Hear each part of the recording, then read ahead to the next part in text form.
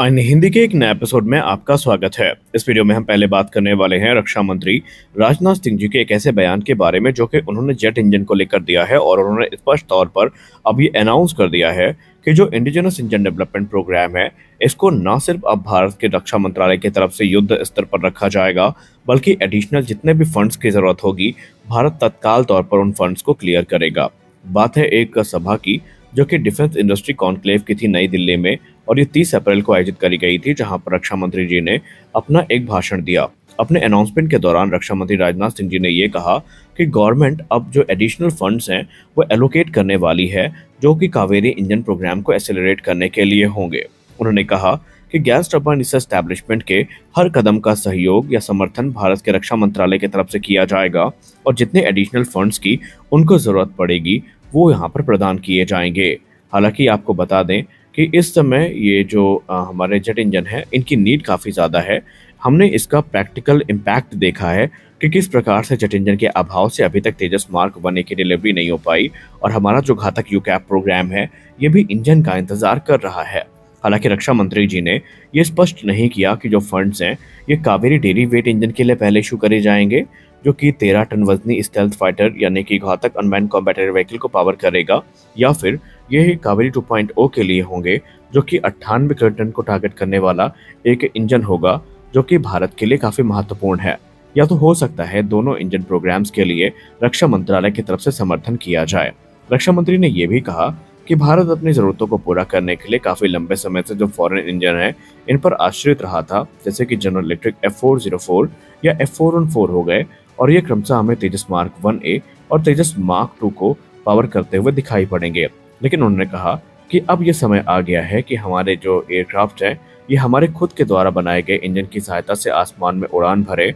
और उससे ज़्यादा प्राउड मोमेंट हमारे लिए कुछ नहीं होगा। और सही मायने में आत्मनिर्भरता की परिभाषा भी यही होगी जब हम अपनी ज़रूरतों को खुद से पूरा कर पाएंगे। उन्होंने कहा कि जियोपॉलिटिकल अनसर्टेनिटीज़ के चलते कभी कभी ये प्रोग्राम काफ़ी ज़्यादा लेट हो जाते हैं और इसका प्रभाव हमें सेना में देखने को मिलता है, और हमारा आत्मनिर्भरता का जो लक्ष्य है वो भी इससे प्रभावित होता है। और एरो इंजन हमारे लिए सबसे ज़्यादा महत्वपूर्ण एरिया है, जो कि रक्षा मंत्रालय की तरफ से भी आइडेंटिफाई किया गया है और इसको ही अब प्राथमिकता दी जाएगी। हालांकि कावेरी इंजन प्रोग्राम की बात करें तो 1980 के दशक में इसकी शुरुआत हुई थी और इसका उद्देश्य था लाइट कॉम्बैट एयरक्राफ्ट तेजस को पावर करना। लेकिन अपने शुरुआत से ही इसने न्यूमरस चैलेंजेस को फेस किया, कभी थ्रस्ट डिफिशियंसी के चलते तो कभी वेट इश्यूज के चलते ये हमेशा तेजस प्रोग्राम से दूर ही रहा। लेकिन इस प्रोग्राम को सबसे बड़ा झटका 2008 में लगा, जब इन्हीं सारे कमियों के चलते इसको लाइट कॉम्बैट एयरक्राफ्ट तेजस प्रोग्राम से डीलिंक ही कर दिया गया। और ये जीटीआरई के लिए भी एक हार्ट ब्रेक मोमेंट था, क्योंकि जीटीआरई को खुद इस इंजन से काफ़ी उम्मीदें थीं। लेकिन जीटीआरई हार मानने वालों में से कहाँ है। उन्होंने लगातार काम किया, इंजन को इम्प्रूव किया, और आज वो दिन आ चुका है जब कावेरी डेरिवेट इंजन, जो कि कावेरी इंजन का नॉन आफ्टर बर्नर वेरिएंट है, ये इस समय तकरीबन 49 से लेकर 51 किलोमीटर तक का थ्रस्ट जनरेट करने में सक्षम है, और ऑलरेडी इस समय रूस में ये इनफ्लाइट टेस्टिंग से गुजर रहा है। मुख्य तौर पर जो डेरिवेट इंजन है इसमें हमें आफ्टर बर्नर सेक्शन देखने को नहीं मिलेंगे और ये घातक यूकैप को पावर करते नजर आएंगे। लेकिन आने वाले भविष्य में ब्रह्मोस की तरफ से जो आफ्टर बर्नर सेक्शन विकसित किया गया है, जो कि एडिशनल 29 किलोमीटर का थ्रस्ट ऐड करेगा, उसके चलते ये इंजन तकरीबन 80 किलोमीटर तक का थ्रस्ट प्राप्त करने में सक्षम होंगे। और इसी को कुछ दिन पहले जो जीटीआरई डायरेक्टर हैं उन्होंने भी कंफर्म किया था, जहां पर उन्होंने कहा था कि हम इस समय कावेरी के सर्टिफिकेशन का इंतजार कर रहे हैं। जैसे ही कावेरी डेरिवेट इंजन को 2026 में सर्टिफिकेशन मिलेगा, उसके तुरंत बाद इसमें आफ्टर बर्नर को मर्ज करके जो तेजस का लिमिटेड सीरीज प्रोडक्शन का एयरक्राफ्ट है उसके साथ जो फॉर्मल टेस्टिंग है इसकी शुरुआत करी जाएगी। उनको इसका भरोसा है कि ग्राउंड टेस्ट में हमें काफ़ी क्रूशल डेटा प्राप्त होंगे, और अगर सब कुछ सही रहा और हमें कॉन्फिडेंस आया तो फिर तेजस में कावेरी इंजन के साथ हम उड़ान भरते भी नजर आएंगे। हालांकि उन्होंने स्पष्ट कर दिया कि जो कावेरी डेरिवेट इंजन है फिलहाल अब वो इसको तेजस प्रोग्राम से जोड़कर नहीं देख रहे हैं, बल्कि उनका उद्देश्य होगा कावेरी 2.0 का निर्माण करना। लेकिन उसके लिए ड्राई कावेरी के सर्टिफिकेशन का इंतजार है। जैसे ही सर्टिफिकेशन पूरा होता है तो कावेरी 2.0 की जो शुरुआत है वो हो जाएगी। उन्होंने ये भी कहा कि जो प्रपोज कावेरी 2.0 है ये कावेरी इंजन का ही एक एडवांस और अपग्रेडेड वेरिएंट होने वाला है, जो कि 98 किलोटन तक का वेट थ्रस्ट जनरेट करने में सक्षम होगा। और अगर ये थ्रस्ट लेवल प्राप्त कर लिए जाते हैं तो ये न सिर्फ तेजस मार्क 1A बल्कि तेजस मार्क टू को भी पावर करने में सक्षम होगा और जो हमारे जनरल इलेक्ट्रिक पर निर्भरता काफ़ी ज़रूरत से ज़्यादा है उसको कम करने में ये सहायक होंगे। रक्षा मंत्री जी की अनाउंसमेंट ऐसे समय पर आई है जब हाल ही में गैस टरबाइन एस्टैब्लिशमेंट की तरफ से एडिशनल फंडिंग की डिमांड करी गई थी ताकि कावेरी इंजन प्रोग्राम में मोमेंटम लाया जा सके और अब रक्षा मंत्रालय जो एडिशनल फंड है वो इंजेक्ट करने की तैयारी में है और इसके चलते जो कावेरी इंजन प्रोग्राम है अब उसमें हमें तेजी देखने को मिल सकती है। हालांकि जेट इंजन की बात करें तो भारत आने वाले भविष्य में कुछ बड़े निर्णय अवश्य लेगा और उन्हीं से हमारा काम चलेगा क्योंकि सिर्फ कावेरी इंजन ही हमारे टाइमलाइन में अब नहीं हैं। हमें F414 इंजन की लोकल प्रोडक्शन को भी इस वर्ष के अंत तक शुरू करना है जिसके लिए खुद अनाउंसमेंट जो है हमारे डिफेंस सेक्रेटरी ने करी है जहां पर उन्होंने कहा है कि अब जो स्वदेशी इंजन है F414 जो कि 80% ट्रांसफर ऑफ टेक्नोलॉजी के साथ बनाए जाने हैं वो इस वर्ष के अंत तक उनका निर्माण शुरू हो जाएगा।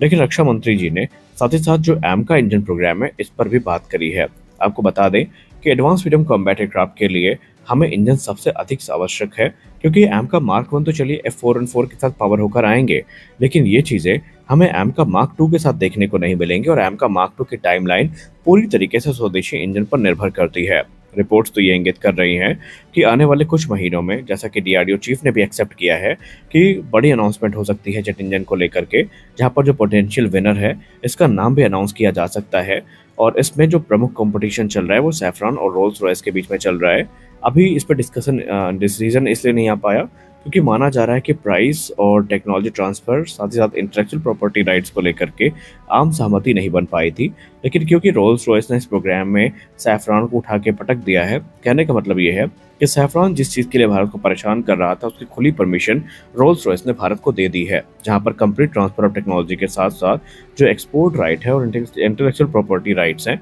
वो रोल्स रॉयस ने ऑफर करने की बात करी है। और अब ये चीज़ें सैफरॉन पर दबाव बना रही है और माना जा रहा है ये दबाव काम कर भी रहा है जहाँ पर सैफरॉन अब घुटने पे आता दिखाई पड़ रहा है यानी कि वो अपनी जिद को तोड़ता नजर आ रहा है। और अगर ऐसा हुआ तो आने वाले निकट भविष्य में हमें जो एमका इंजन प्रोग्राम है उससे संबंधित भी बड़ी रिपोर्ट्स देखने को मिलेंगी। लेकिन हमारे लिए सही मायने में सारे प्रोग्राम उतना ही इंपॉर्टेंट है जितना कि स्वदेशी कावेरी और एमका प्रोग्राम क्योंकि ये अलग अलग एयरक्राफ्ट से संबंधित हैं। हालांकि आपको हमने पहले भी बताया है कि जब एमका के लिए इंजन बन जाएगा तो धीरे धीरे वो तेजस मार्क 2 में भी देखने को मिलेगा जहां पर तेजस मार्क 2 के जो लेटर वेरिएंट्स होंगे जो कि 120 के बाद ऑर्डर किए जाएंगे उनमें हमें जो अपग्रेडेड इंजन है वही देखने को मिलेंगे। और क्योंकि हमने पहले भी कहा है कि एक एयरक्राफ्ट अपनी पूरी सर्विस लाइफ में तकरीबन 3 इंजन स्वैप से गुजरता है तो संभावित है कि जब पहला इंजन स्वैप तेजस मार्क 2 का होगा तो उसमें हमें जो नए इंजन हैं वो देखने को मिल सकते हैं। लेकिन ये सारी चीज़ें भविष्य की बातें हैं और हम आशा करते हैं भविष्य वैसा ही होगा जैसा हम इमेजिन कर रहे हैं। तो आज के इस वीडियो में बस इतना ही। आशा करते हैं वीडियो आपको अच्छी लगी होगी। वीडियो अच्छी लगी वीडियो को लाइक करिए, नए चैनल को सब्सक्राइब करिए। मिलते हैं अगले वीडियो में, तब तक के लिए जय हिंद।